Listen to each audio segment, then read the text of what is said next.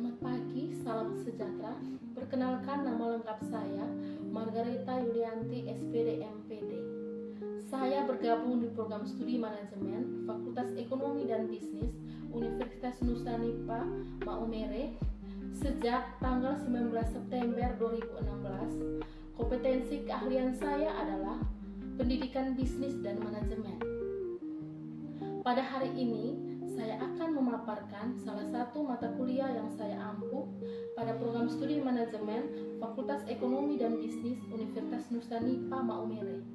Mata kuliah yang akan saya paparkan pada video ini adalah mata kuliah bank dan lembaga keuangan lainnya. Merupakan mata kuliah wajib pada program studi manajemen yang dilaksanakan pada semester 5 dengan bobot 3 SKS. Mata kuliah bank dan lembaga keuangan lainnya ini membicarakan yang pertama pengertian bank, sejarah bank, yang kedua aktivitas perbankan, yang ketiga manajemen dana bank, yang keempat manajemen kredit, yang kelima suku bunga bank, yang keenam manajemen jasa-jasa bank lainnya, yang ketujuh pasar modal dan pasar uang, yang ke-8 sewa guna usaha, yang ke-9 pengadaian, yang ke-10 anjak piutang, yang ke-11 modal ventura, yang ke-12 koperasi, yang ke-13 simpan pinjam, yang ke-14 asuransi, dan yang terakhir adalah dana pensiun. Metode pembelajaran di dalam kelas adalah student center learning yang berpusat pada mahasiswa. Capaian pembelajaran dari mata kuliah ini adalah yang pertama, mahasiswa mampu menganalisis dan menerapkan konsep dasar manajemen keuangan serta keputusan pendanaan, investasi, dan dividen dengan memanfaatkan fungsi manajemen dan fungsi bisnis untuk memecahkan tantangan keuangan pada bank, UMKM, koperasi, dan BUMDes. Yang kedua, mahasiswa mampu menganalisis dan menerapkan konsep dasar manajemen keuangan termasuk keputusan pendanaan, investasi, dan dividen serta pengelolaan keuangan UMKM, koperasi, dan BUMDes secara profesional, beretika, dan inovatif berbasis teknologi informasi untuk mendukung pengambilan keputusan dan data kelola ke lembaga keuangan yang berdaya saing. Yang ketiga, mahasiswa mampu menganalisis fungsi, peran, dan operasional bank serta lembaga keuangan non-bank termasuk pengelolaan keuangan UMKM, koperasi, dan BUMDes secara profesional, beretika, inovatif, serta berbasis teknologi informasi untuk mendukung pengembangan manajerial dan kewirausahaan yang berdaya saing. Hari ini saya akan membawakan materi perkuliahan dengan judul Manajemen Kredit. Mari kita saksikan video pembelajaran di kelas.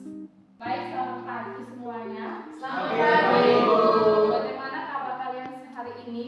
Baik. Hari ini kita akan belajar tentang manajemen kredit. Tapi sebelum itu, Ibu mau bertanya kembali tentang manajemen dana bank. Minggu lalu Ibu sudah pernah menjelaskan tentang manajemen dana bank. Siapa yang masih ingat tentang pengertian manajemen dana bank? Kalau bisa, tolong angkat tangan dan menjelaskan tentang manajemen dana bank. Saya ya. Manajemen dana bank adalah sumber dana yang terhimpun oleh bank yang nantinya akan digunakan oleh bank untuk menjalankan fungsinya. Masih ada yang ingat? Jadi itu adalah pengertian dari manajemen dana bank. Baik, yang berikut Ibu juga mau bertanya lagi satu pertanyaan tentang apa saja jenis-jenis dari sumber dana. Jenis-jenis sumber dana. Yang pertama itu dana modal itu sendiri. Terus yang berikut dana Pinjaman dari pihak luar. Baik, kita sudah sama-sama mendengar pengertian dan juga jenis-jenis dari sumber dana. Sekarang kita masuk, pertama adalah pengertian manajemen kredit. Ada beberapa pengertian manajemen kredit. Yang pertama menurut Kasmir tahun 2007 halaman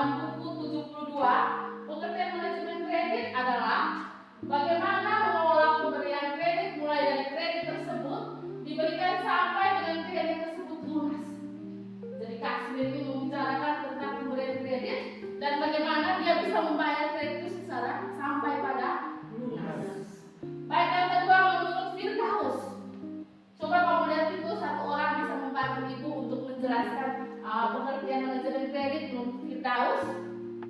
Manajemen kredit adalah ya, coba. Manajemen kredit adalah pengelolaan kredit yang dijalankan oleh bank meliputi perencanaan, perorganisasian, pelaksanaan, pengawasan, sedemikian rupa sehingga kredit tersebut berjalan dengan baik sesuai dengan kesepakatan antara bank dengan debitur. Baik, menurut Firdaus di sini manajemen kredit dia bicara dari pertama adalah pengorganisasian atau sampai pada pengawasan. Jadi bagaimana seseorang atau kreditur akan memberi kesempatan pinjaman kepada debitur, bagaimana mereka memberikan kesempatan. Itu menurut Firdaus. Baik, yang berikut kita lihat di sini ada pengertian.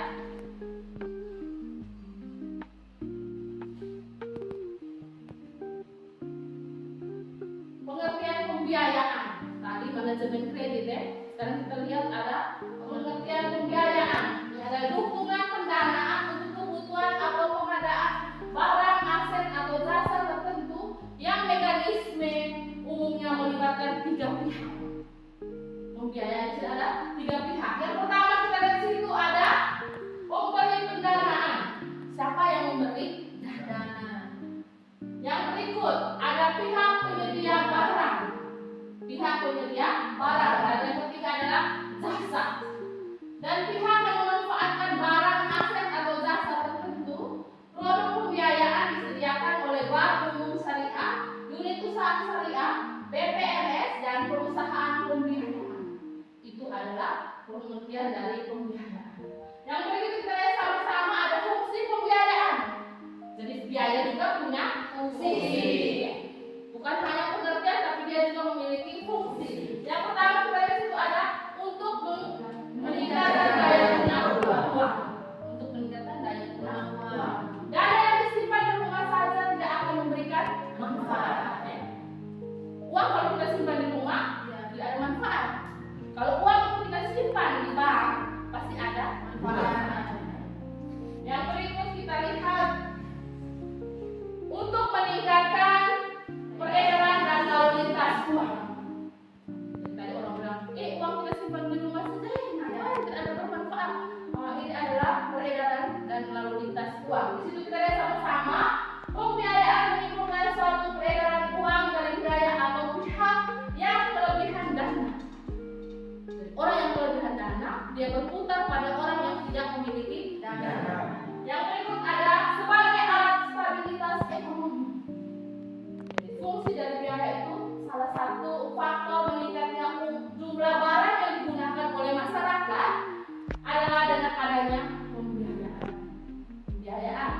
Yang berikut untuk meningkatkan pemerataan pendapatan.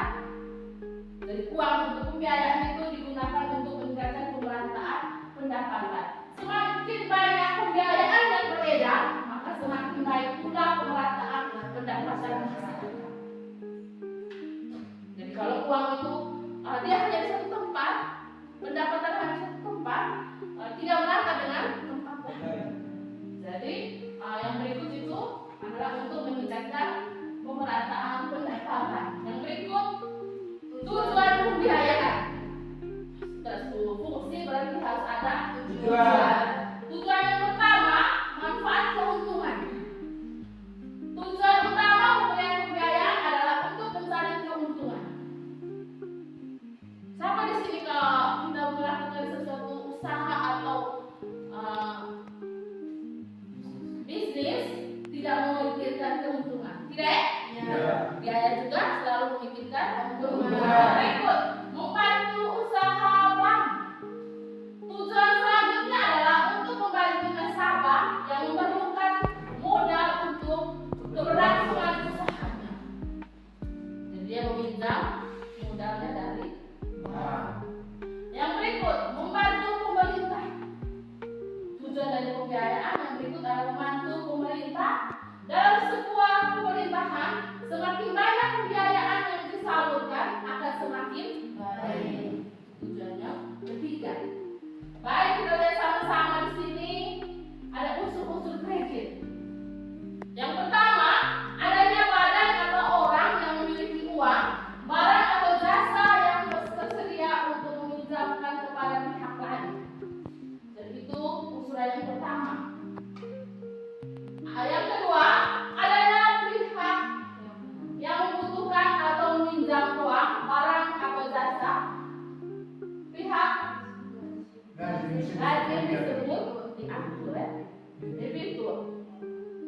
jasa debitur. Yang berikut, adanya janji akan kesanggupan membayar dari debitur kepada kreditur. Adanya kesanggupan membayar dari debitur ke kreditur. Ada janji ya. Yang berikut, adanya perbedaan waktu, yaitu perbedaan antara saat menyerahkan uang, barang atau jasa oleh kreditur dengan pada saat pembayaran kembali dari debitur. Yang berikut, adanya risiko, yaitu sebagai akibat dari adanya perbedaan waktu seperti di atas, di mana masa yang akan datang merupakan suatu yang belum pasti. Jadi kita sudah memberikan pinjaman, kreditur itu belum tahu bagaimana keadaan yang akan datang ya. Mungkin saja si peminjam ada sakit, jadi waktu belum pasti untuk resiko. Yang berikut, adanya bunga yang harus dibayar oleh debitur kepada kreditur. Bunga. Jadi unsur kredit yang terakhir adalah bunga. Yang berikut, jenis-jenis. Di sini yang pertama adalah kredit investasi. Kamu tahu tidak investasi? Investasi itu berupa apa saja? Emas, apa lagi? Tanah ya, tanah sudah berharga. Itu adalah investasi dari kredit. Kredit ini memang dapat mendukung kebutuhan dana pembiayaan investasi jangka panjang. Jenis kredit ini umumnya memiliki masa pengembalian juga yang cukup lama. Itu kredit investasi. Yang berikut ada kredit modal kerja. Adalah pinjaman yang diberikan oleh bank kepada peminjam yang ingin meningkatkan kapasitas operasi produksi.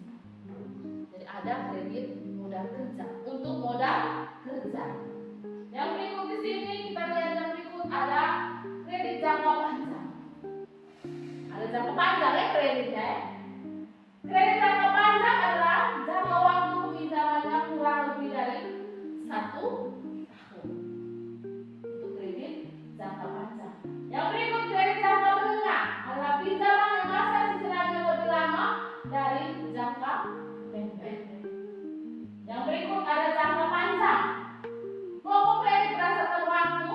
Kredit jangka panjang adalah yang memiliki jangka waktu pengembalian paling lama. Itu ada sesuai dengan jangka waktu. Yang berikut, jenis kredit berdasarkan tujuan. Tadi jangka waktu, sekarang ada tujuan. Yang pertama, kredit produktif. Adalah jenis pinjaman yang bisa digunakan untuk meningkatkan hasil pemasukan dengan membeli suatu aset. Ini adalah kredit produktif. Misalnya, peminjam menggunakan uang kredit produktif untuk membeli properti yang disewakan atau menjadikannya modal usaha sehingga mendapatkan uang. Dia membeli rumah, terus itu dia akan menyewakan kepada orang lain sehingga dia bisa mendapatkan uang. Yang berikut, kredit konsumtif. Sedikit berbeda dari kredit produktif. Kredit konsumtif adalah kredit yang digunakan untuk kebutuhan pribadi. Uang yang dipinjam untuk kredit konsumtif tidak digunakan untuk membeli aset yang menghasilkan uang. Jadi dia beli barang tidak untuk mendapatkan uang. Itu ada tujuan yang berdasarkan tujuan. Yang berikut, yang berdasarkan sektor usaha. Kredit pendidikan. Kredit pendidikan biasa dipinjam untuk membayar biaya pendidikan. Ada kredit pendidikan yang khusus hanya untuk kita membayar biaya pendidikan. Yang berikut, kredit profesi. Jenis kredit khusus yang biasanya dikeluarkan untuk profesional dengan tipe pekerjaan tertentu seperti dosen, pengacara atau pengusaha. Dia memberikan pinjaman kepada orang-orang yang tertentu saja. Yang berikut, kredit perumahan. Masyarakat dapat mengajukan jenis kredit perumahan untuk membangun atau membeli rumah. Dan kredit ini khusus untuk membeli rumah. Yang berikut, kredit pertambangan. Kredit pertambangan juga termasuk ke dalam kredit jangka panjang. Ya, biasanya yang meminjam kredit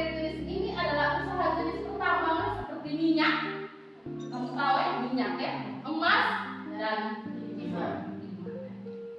Yang berikut kita lihat sama-sama ada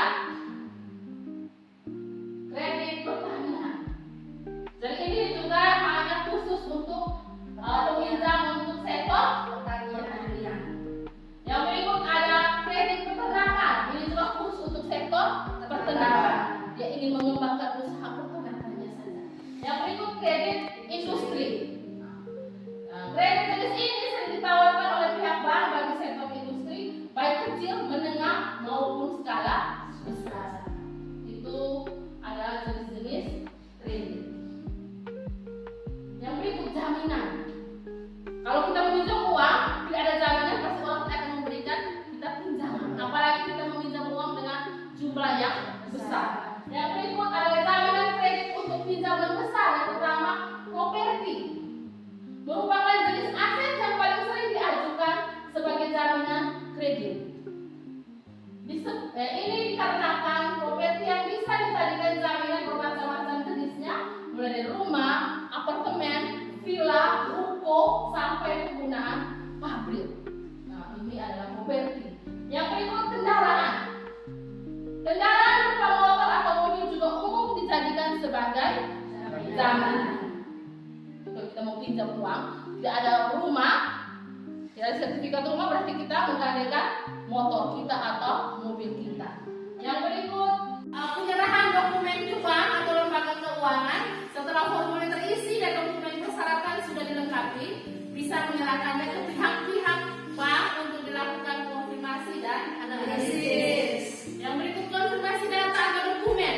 Pihak bank akan melakukan konfirmasi data beberapa dokumen dan formulir yang telah diserahkan. Jika ada dinyatakan sudah lengkap, maka dilanjutkan ke tahap analisa kelayakan kredit dan analisa keuangan. Yang berikut ada analisa kelayakan kredit. Untuk melakukan analisa kelayakan kredit, ini pihak perbankan biasanya akan menggunakan 5C, yaitu karakter atau watak calon debitur. Yang berikut ada kemampuan, yang berikut kepermodalan dan jaminan serta kondisi. Jadi kondisi juga harus dilihat ya. Baik, yang berikut kita masuk. Baik, yang berikut kita ada data proyeksi yang berwujud data mengenai rencana yang akan direalisir oleh nasabah, terutama yang berkaitan dengan kredit.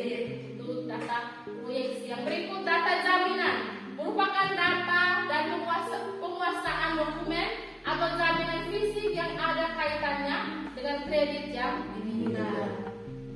Yang berikut kita lihat sama-sama di sini. Penyerahan dokumen ke bank.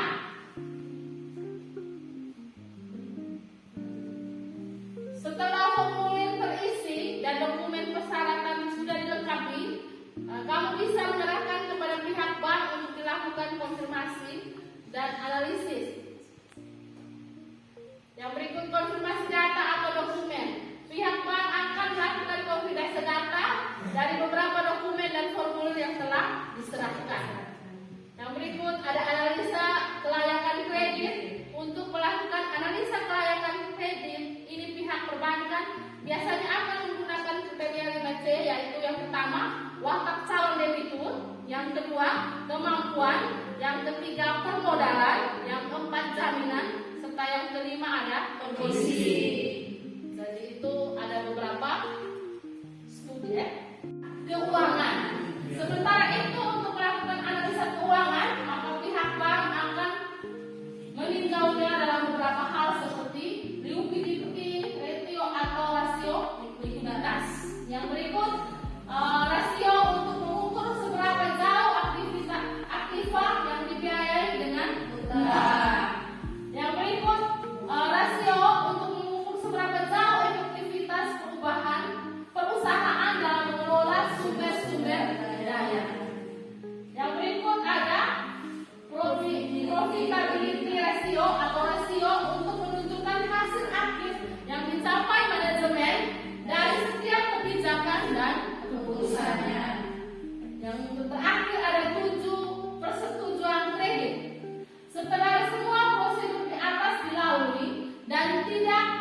didapati masalah, maka pengajuan kreditmu akan disetujui dan dana akan ditransfer dengan ketentuan yang diberlakukan pada masing-masing bank.